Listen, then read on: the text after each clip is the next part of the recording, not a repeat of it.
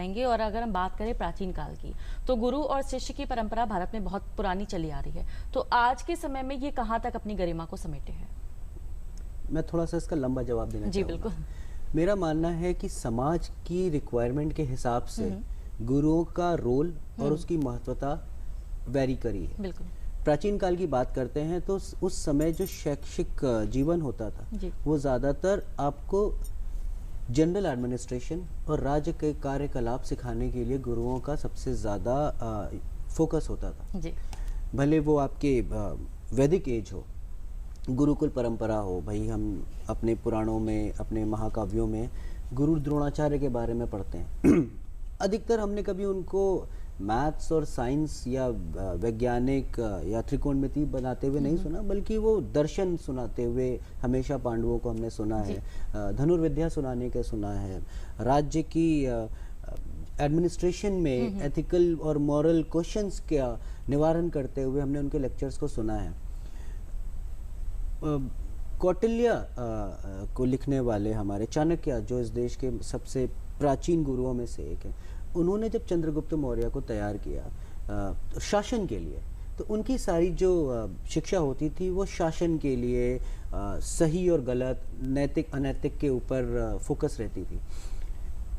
मेरा मानना है इस देश की अगर कोई भी स्टूडेंट, इकरा जैसे स्टूडेंट अगर इंडियन हिस्ट्री को इवैल्यूएट करेंगे, कोई भी ऐसा दौर नहीं हुआ कि एक महान राज्य खड़ा हुआ हो बिना किसी टीचर के असीम योगदान के बिना।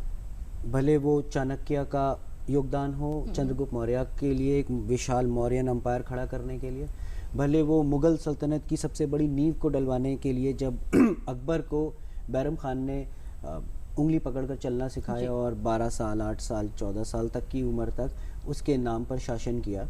और बैरम खान की ट्रेनिंग थी कि मुगल सल्तनत की इतनी स्ट्रॉन्ग फाउंडेशन और नींव पड़ी। इंडस्ट्रियल रिवॉल्यूशन के बाद जब 19th सेंचुरी में, 20th सेंचुरी में इंग्लैंड का उदय हुआ या 20th सेंचुरी में अमेरिका का उदय हुआ, तो वहाँ पर भी महान टीचर्स थे जिन्होंने मॉडर्न डेमोक्रेसी और मॉडर्न एडमिनिस्ट्रेशन की नींव डाली। हमारे पास वुड्रो विल्सन जैसे नाम है जो विदेश अमेरिका में प्रेसिडेंट भी बने।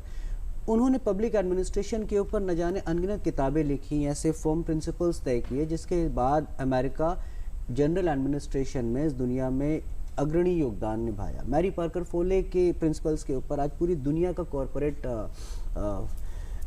एडमिनिस्ट्रेशन चल रहा है, कॉन्फ्लिक्ट रेजोल्यूशन के बारे में।